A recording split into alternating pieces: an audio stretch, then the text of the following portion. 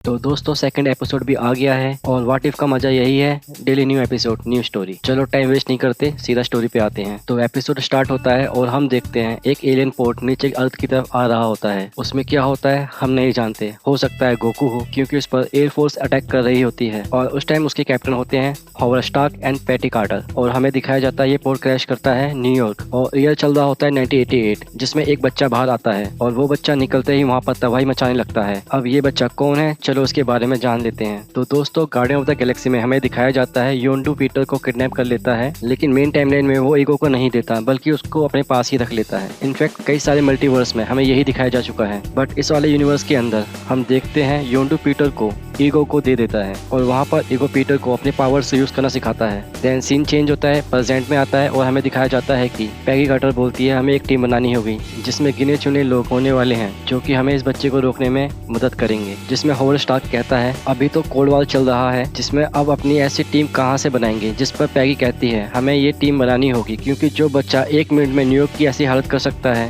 वो 1 दिन के अंदर अर्थ का नामो निशान मिटा सकता है। जिसके बाद ये लोग टीम बनाने में लग जाते हैं, जिसमें ये सबसे पहले कॉल मिलाते हैं हैंक को, यानी कि उस टाइम के एंडमैन को, जो कि अपनी बेटी के साथ बैठकर लंच कर रहा होता है। और यहाँ हम देख पाते हैं स्टार्क और हैंक के बीच में कोई अच्छी खासी दोस्ती नहीं है। तभी स्टार्क कहता है बस तुम टीवी देखो एक बार, बाकी तुम समझ जाओगे। और तभी होप बोलती है डैड आपको ये देखना चाहिए। और तभी हैंक बोलता है हेलीकॉप्टर भेजो मैं आ रहा हूँ। जिस पर स्टार्क कहता है वो ऑलरेडी वहाँ पहुँच चुका है। फिर हम देखते हैं बाकी सारे हीरोज भी टीम में आ जाते हैं, जो कि विंटर सोल्जर, टिचाला और फिर हॉवर्ड स्टार्क को भी देखते हैं जो कि ग्लोएथ को भी साथ में लाया होता है। और यहीं पर ये बात रिवील होती है कि असल में उसको वो वाइवेरियम कहाँ से मिला था जिससे उसने कैप्टन अमेरिका की शील्ड बनाई थी। देन आगे हम देखते हैं टीम निकल जाती है उस बच्चे को पकड़ने के लिए, यानी पीटर को पकड़ने के लिए, जो कि एक मेले में जाके रैकून टॉय को लेकर अपने वहाँ पर एंजॉय कर रहा होता है। फिर हम देखते हैं एंडमैन हमला करता है अपनी हैंड्स की मदद से, जिससे पीटर रग के मिरर होम में घुस जाता है जहाँ पर चारों ओर मिरर्स होते हैं और वहाँ पर लेजर आ जाते हैं। फिर टिचाला आकर कहता है अगर तुम यहाँ पर सरेंडर करोगे तो तुम्हारे लिए बेटर होगा, जिससे पीटर को गुस्सा आ जाता है और वो बहुत बड़ा ब्लास्ट करता है जिससे टिचाला काफी दूर जाके गिरता है। फिर हम देखते हैं ग्लोएथ बड़ा होकर उसको पकड़ने की कोशिश करता है एंड अगेन पीटर अपनी पावर से फिर से ब्लास्ट करता है और हम यहाँ देखते हैं इनके एक एक सारे पैतरे खराब हो जाते हैं। और तभी टिचाला पूछता है कि क्या किसी के पास कोई प्लान है, और जिस पर एंटमैन कहता है हमें यहाँ से बैकअप करना चाहिए। और फिर वो लोग वहाँ से बैकअप करने लगते हैं, लेकिन पीटर यहाँ पर काफी ज्यादा गुस्से में था और वो अपनी पावर से उनको जाने नहीं देता। और तभी वहाँ एंट्री होती है गॉड ऑफ थंडर थॉर की, जो कि एक ही वार में पीटर को वहाँ बेहोश कर देता है। और उसके बाद हमें दिखाया जाता है पीटर को उसी जेल में बंद किया जाता है जिसमें लोकी को बंद किया था अपने टाइमलाइन के अंदर। उसके बाद थोर बताता है कि 9 रियम से 8 रियम खत्म हो चुकी हैं और जहाँ जहाँ ये बच्चा गया है वहाँ तबाही मचाई गई है। और इन सब का कारण था ये सीड, जो कि मैं पहले मसूरी से लेके आया, तभी मुझे यहाँ आने में देर हो गई। यहाँ पर वो सेलेस्टर सीड की बात कर रहा होता है जो कि धीरे धीरे फैलने लगता है। वहीं दूसरी तरफ देखते हैं कि ईगो पीटर से कांटेक्ट करने की कोशिश कर रहा होता है पर वो कनेक्ट नहीं कर पा रहा होता है। और फिर हम देखते हैं होप म्यूजिक सुनते सुनते चैम्बर में घुस जाती है जहाँ पर पीटर को कैद किया होता है। अब आप सोचोगे वो यहाँ कैसे पहुंची, तो बता दूं उसने हैंक का कार्ड यूज किया,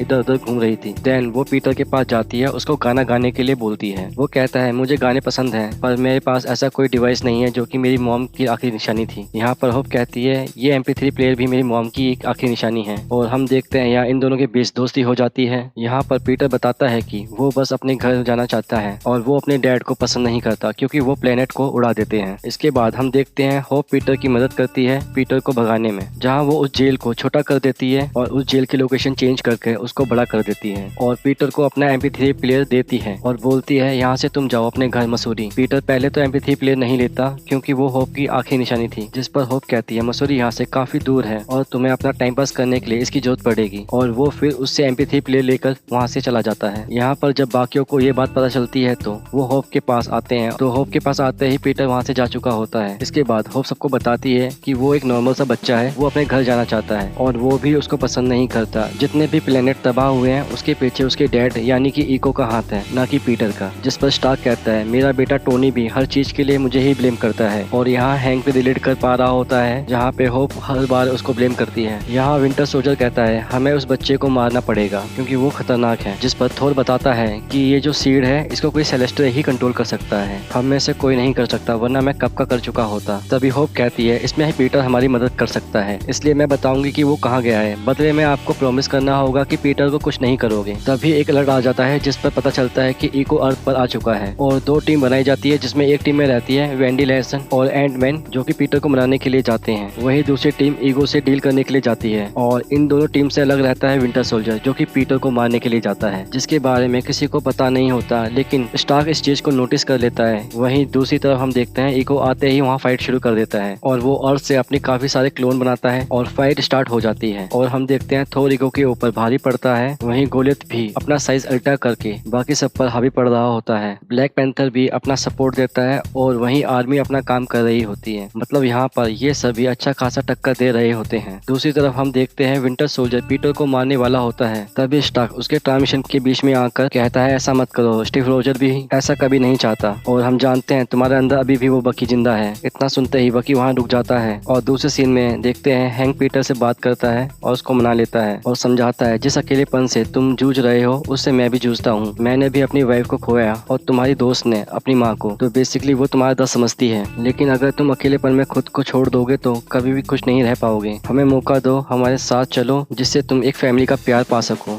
इसके बाद वो पीटर को गले लगा लेता है और पीटर भी उसकी बात समझ जाता है। वहीं हम दूसरी तरफ देखते हैं ईगो जब हारने लगता है तो वो खुद का एक बहुत बड़ा क्लोन बनाता है और तभी वो बाकी सब पर हावी होने लगता है और एक एक करके सबको डाउन करने लगता है, जहाँ पर थोर भी कुछ नहीं कर पा रहा होता है। और यहीं पर हम समझ जाते हैं कि उसने कैसे दूसरे प्लेनेट को डिस्ट्रॉय किया होगा, क्योंकि उसके आगे थोर भी कुछ नहीं कर पा रहा है। और तभी हम देखते हैं ईगो वो सीड को लेकर खुद में जोड़ने लगता है। तभी वहाँ पर पीटर हैंक के साथ आ जाता है। फिर हम देखते हैं पीटर उस सीड को ले लेता है और खुद में ऑब्जर्व करके ईगो को शूट करता है और फिर उसको खत्म कर देता है। उसी के साथ यहाँ पर अर्थ भी बच जाता है। उसके बाद हम देखते हैं सब पार्टी सेलिब्रेट कर रहे होते हैं, तब वेंडी बच्चों को एक कैट गिफ्ट करती है और आपको तो ये पता होगा ये कैट कौन सी है। अगर याद नहीं तो याद दिला देता हूँ, इसका नाम है गूज, जिसको हमने कैप्टन मार्वल की मूवी में देखा था। देन जब पार्टी खत्म हो जाती है तब थोर कहता है हमने जिस ईगो को मारा है सिर्फ वो उसका एक वर्जन था और असली ईगो अभी कहीं सेफ है, उसको जाके ठिकाने लगाना होगा जिससे वो बाकी प्लैनेट्स को बचा सके। तभी स्टार्क टोकता है और कहता है तुम इसमें अकेले नहीं हो और हम भी तुम्हारे साथ हैं। और इसके बाद हम यहाँ पर एक न्यू एवेंजर की टीम फॉर्म होते हुए देखते हैं, जो कि ईगो को ठिकाने लगाने के लिए जा रही है। और इसी के साथ ये एपिसोड खत्म हो जाता है। बाकी ये फर्स्ट वाले एपिसोड से ज्यादा बेटर लगा मुझे। बाकी ये एपिसोड आपको कैसा लगा कमेंट में जरूर बताएं।